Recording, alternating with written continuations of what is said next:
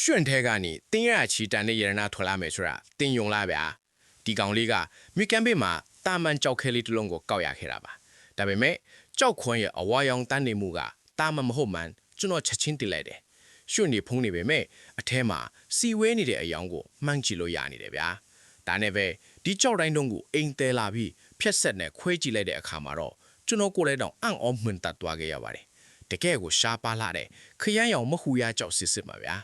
ဒီတော့အေးသွေးဆိုဈေးကွက်ထဲမှာတင်းဟရအောင်မရှိဘူးဗျအပြင်ခွန်ကရိုးရိုးလေးပဲမဲ့အထဲမှာတော့နူးညံ့ဒီတင်းတက်ဒီလိုလှပနေတာပါဒီလိုအယောင်မျိုးကတိတ်ကိုရှားပါပြီးကြည်လေငေးချင်းစရာကောင်းလေပါပဲဗျာ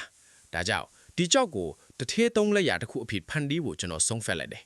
မန်မွန်ပန်းနဲ့ချိုးငက်လေးတွေကိုအသက်ဝင်အောင်ထုစစ်တော့မှာပါကဲဒီလက်ရကိုတစ်ကနေ30အထိဘလောက်ပေးမလဲကောမန့်မှာရေးခဲ့ပေးပါအောင်ဗျာဖောက်ပြအမကြီးတယောက်ကသူ့ချွေးမလောင်းအတွက်တန်ဘူးကြီးလက်ဖွဲ့ပေးခြင်းလို့အပ်ထားတာပါဒီလိုမဟူရကိုဆက်နဲ့ထုစရတာတိတ်ခတ်တယ်ဗျာ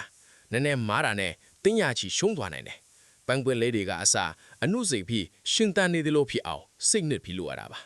ငှက်ကလေးတွေရဲ့အမွေးအမြင်လေးတွေကိုတောင်တဘာဝကြကြထုစစ်ထားပါတယ်ဗျာတဘာဝအလင်းရောင်အောက်မှာဆိုရင်ဒီလက်ရာကအသက်ဝင်ဒီချက်တည်ရှိလွန်းလာပါတယ်ကျွယ်ဝချမ်းသာခြင်းနဲ့ကံကောင်းခြင်းတွေကိုယူဆောင်လာပေးမဲ့အသေးပဲလေပါတယ်ဗျ